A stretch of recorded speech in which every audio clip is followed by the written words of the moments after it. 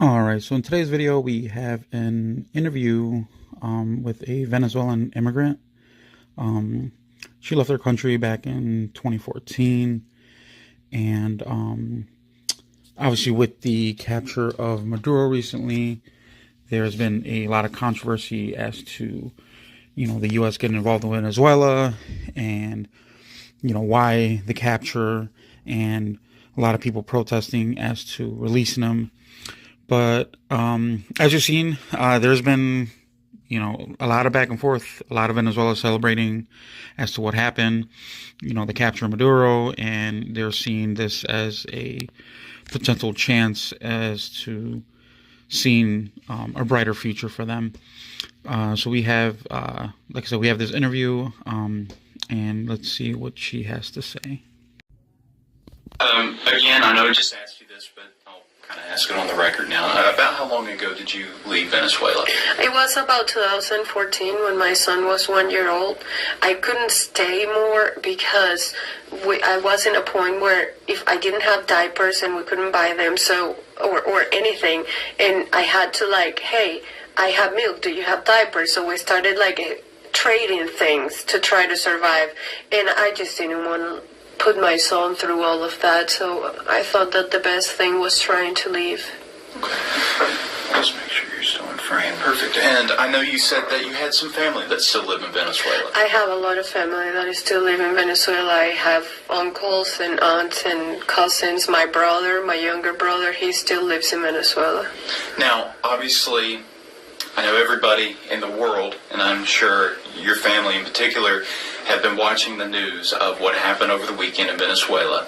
And I know there's been a lot of conversations about, especially with people in this country that maybe aren't a fan of what we did, what the military did in Venezuela, removing Maduro.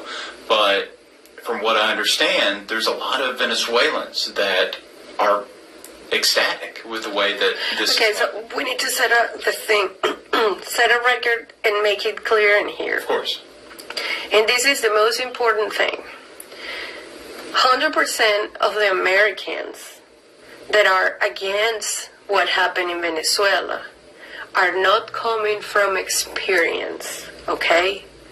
Whatever situation you have ever lived in the United States will never ever compare to the famine, persecution, and destruction that we have endured to 26 years. You are upset that a military operation took place because of oil, supposedly. That's what is being said. But nobody said anything while people starving, eating out of the trash. I had friends that took whatever somebody threw on the trash and tried to eat the leftovers. I had family that died because we tried to take medications from the country that we were at and send it to Venezuela, and it wasn't allowed in. Goodness, sorry. So I totally agree with what you're saying. Basically, if you've never lived there, what do you really have to say about it? You know what I mean? I mean, it's difficult to say that what they did was wrong while you're living in a country where you're able to go to the store and buy groceries like it's the normal thing. You could just go outside, start your car, go to the grocery store, find fresh strawberries, chicken. I mean, as you said, I mean, they are literally picking through garbage.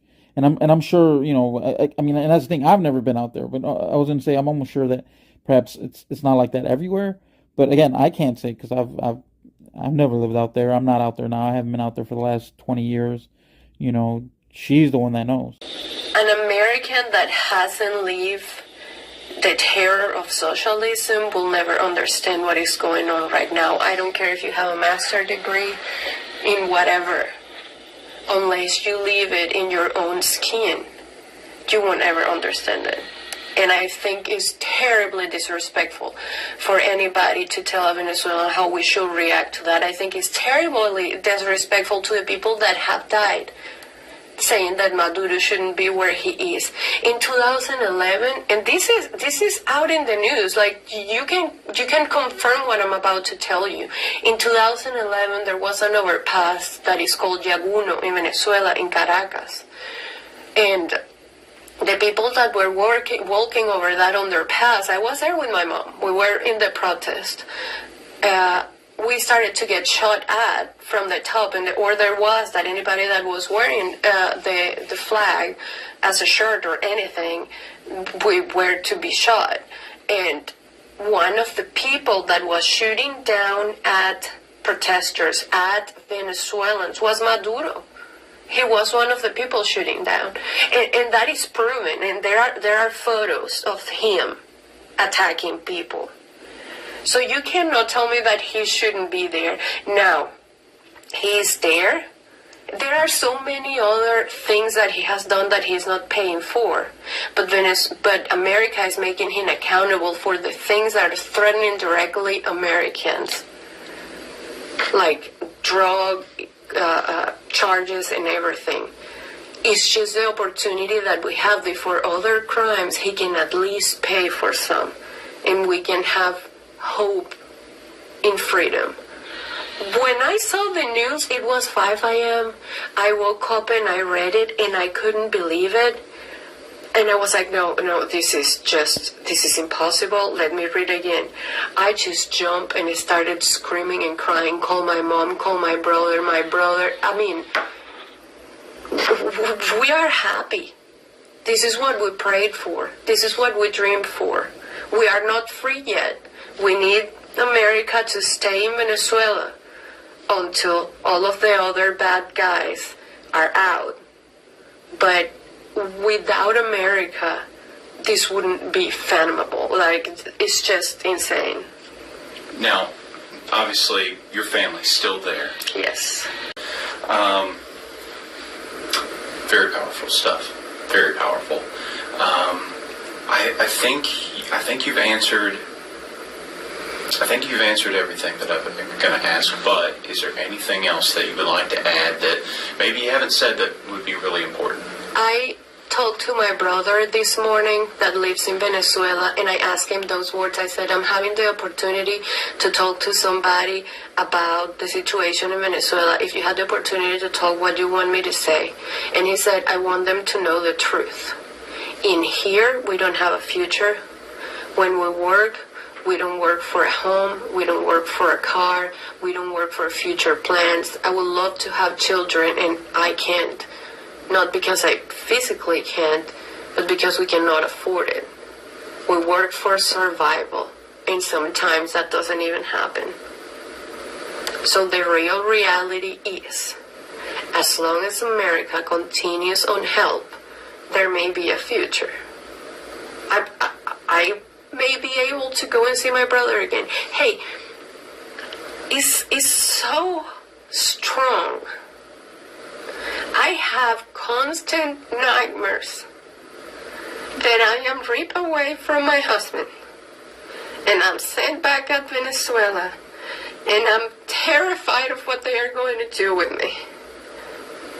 And those are nightmares because I love my country, but how can I live in it? How can I survive in it? That is not even the chance for survival. I had to leave my country. I had to cross the border with a 1-year-old to Brazil. I had to hide my son in a car because the military police wanted to take us. Because we were trying to leave the country, they wanted to force us to stay. I left my country with just the clothes I was wearing and a little bit of diapers and milk that I had left.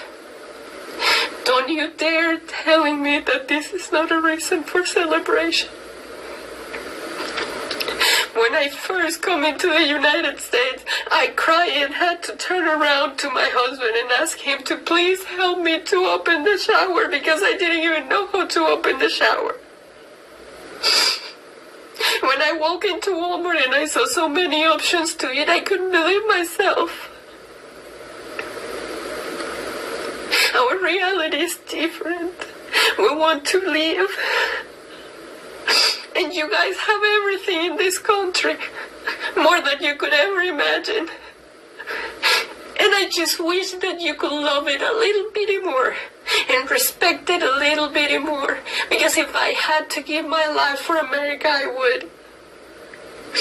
Because my family, I can have dreams and hopes and plans of a future, dreaming of a home, of a car, and all these silly things. Because of the United States. And whatever they do, they can destroy our body, they can destroy our history, they can destroy everything that they have done. They destroyed the Bolivar, they took 5 zeros from our, they can destroy anything, but what is in here?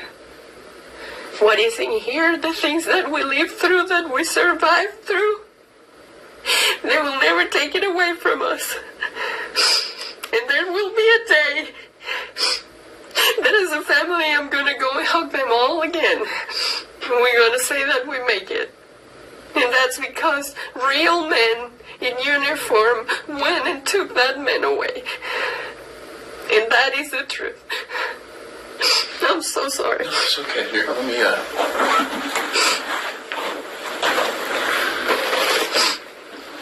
and thank you so much. I'll go ahead and turn this off.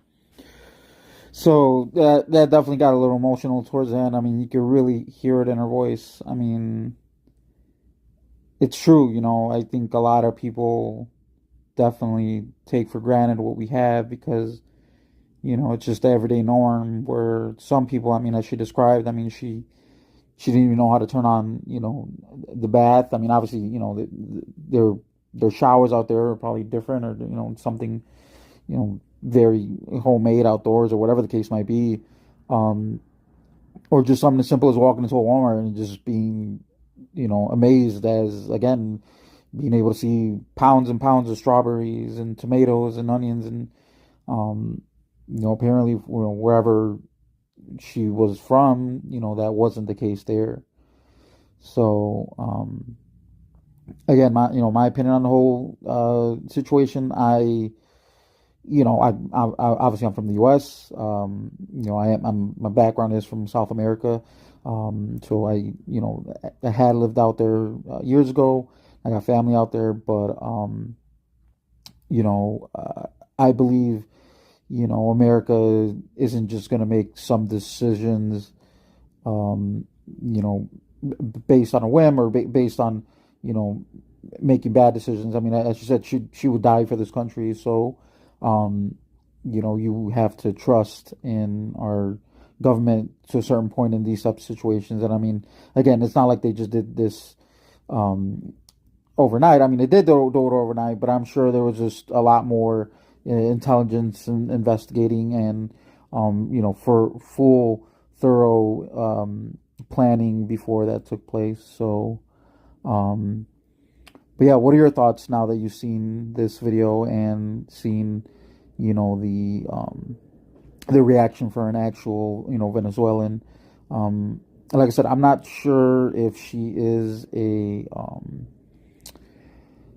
know, legal immigrant or, you know, illegal immigrant or in the process of, but, you know, hopefully she is stable now and things get a lot better for her. So make sure you like, subscribe, and I'll see you in the next one.